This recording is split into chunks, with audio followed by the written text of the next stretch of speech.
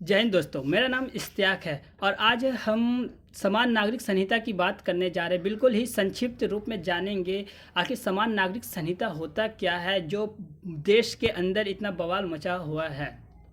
तो हम बिल्कुल ही सिंपल शब्दों में इसे जानने जा रहे हैं। तो चलिए क्लासेस स्टार्ट करते हैं। अगर हम भारत की बात करें तो अनुच्छेद 44 भारत यानी कि संविधान का अनुच्छेद 44 कहता है कि प्रत्येक नागरिक के लिए एक समान सिविल होना चाहिए, यानी कि देश के प्रत्येक नागरिक के लिए एक समान कानून की बात करता है, जिसके अंतर्गत चाहे वो किसी भी जाति या धर्म से हो, सभी के लिए एक समान कानून की बात करता है। अगर हम इसकी पृष्ठभूमि की ओर जाएं तो पृष्ठभूमि में देखेंगे कि भारत का एकमात्र ऐसा राज्य गोवा है जो 1961 के दौरान से ही इसमें समान नागरिक संहिता लागू है, जिसे पुर्तगाल सिविल कोड भी कहा गया है। अगर हम सुप्रीम कोर्ट की बात करें तो सुप्रीम कोर्ट ने 1985 में सुझाव दिया था कि हमें एक ऐसा कानून लाना चाहिए जिसके अंतर्गत भारत के सभी नागरिक धर्म, जाति, शादी, गोद की प्रक्रियाएं इत्यादि को हमें एक कानून के रूप में बांधना चाहिए।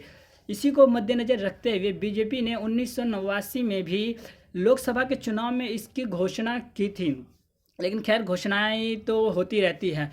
अगर हम अदर देश की बात करें तो यूएसए, आयरलैंड, पाकिस्तान, बांग्लादेश इत्यादि ऐसे देश हैं जहां पहले से ही समान नागरिक संहिता लागू हो रखी है।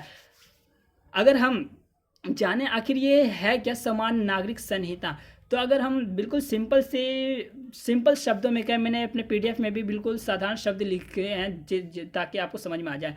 तो आखिर है क्या, तो पहली बात तो ये हिंदू सिविल लॉ के तहत हिंदू, सिख, जैन और बौद्ध धर्म आते हैं। यानी कि हिंदू सिविल लॉ में कौन कौन से धर्म आते हैं?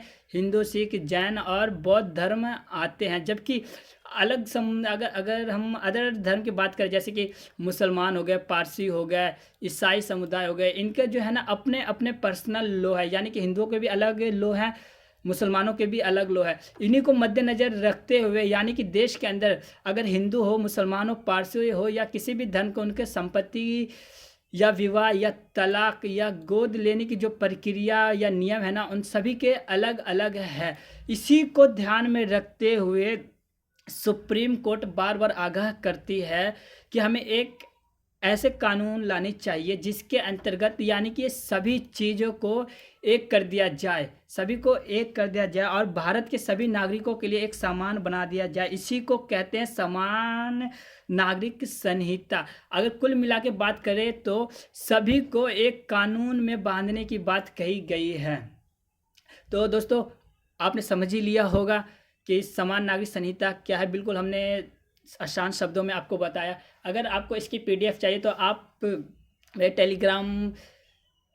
टेलीग्राम यानी कि इश्तियाक क्लासेस पे सर्च करके टेलीग्राम से इसे प्राप्त कर सकते हैं। अगर वीडियो अच्छी लगी हो तो लाइक सब्सक्राइब करना ना भूलें और साथ में ये कमेंट करके ज़रूर बताएं कि नेक्स्ट वीडियो किसके ऊपर लाई जाए। आज के लिए बस इतना ही। धन्यवाद।